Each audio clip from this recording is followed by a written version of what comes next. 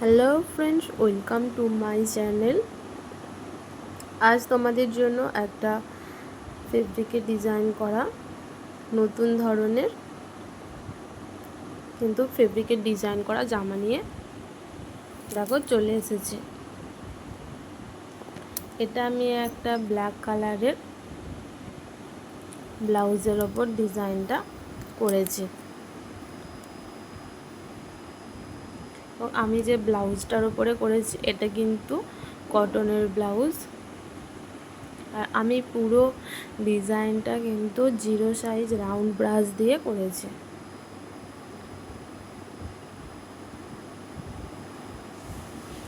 দেখো, ডিজাইনটা করার জন্য আমি ব্লাউজের নিচে এইভাবে পিচবোর্ডকে ক্লিপের সাহায্যে কিন্তু আটকে নিয়েছি।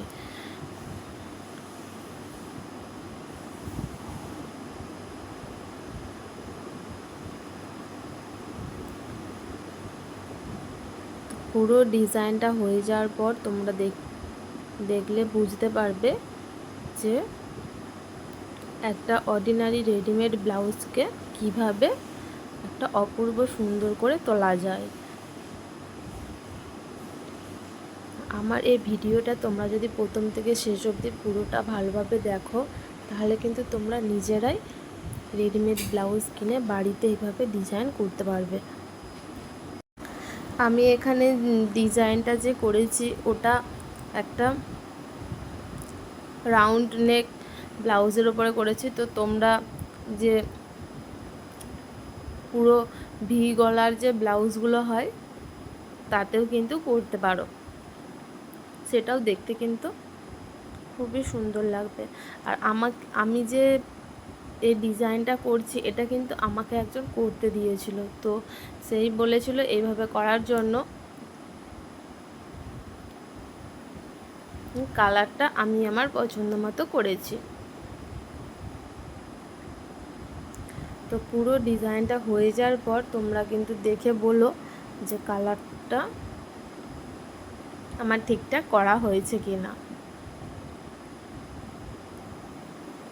দেখো, নিচের দিকে এইভাবে পিকক করার পরে তারপরে ব্লাউজটা চারিধারে এইভাবে হোয়াইট কালার দিয়ে কিন্তু ফ্লাওয়ারের মতো করে নিচ্ছে।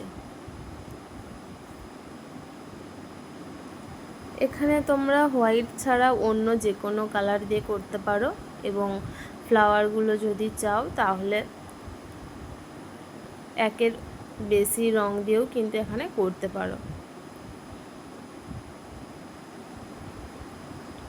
আমি এখানে যে কালারগুলো ব্যবহার করছি এটা আমি অফলাইনে কিনেছি, তোমরা কিন্তু চাইলে অনলাইনেও এই ধরনের কালার পেয়ে যাবে। আমি এখানে ফেব্রিকা কালার এবং ক্যামেলের অ্যাক্রিলিক কালার দুটো কিন্তু ব্যবহার করেছি। এরপর এই সাইডেও ডিজাইনটা করার জন্য ভালোভাবে ব্লাউজটা পিচবোর্ডের ওপরে কিন্তু সেট করে নেব। দেখো, ভালোভাবে সেট করে নেওয়ার পরে এইভাবে ভালো করে ধরে ধরে আমি রাউন্ড ব্রাশ দিয়ে কিন্তু কালারটা করে নিচ্ছি। তো তোমরা চাইলে এখানে ফ্ল্যাট ব্রাশ দিয়েও পুরো ডিজাইনটা করতে পারো, তাতেও কিন্তু কালারটা খুবই সুন্দরভাবে করা যাবে।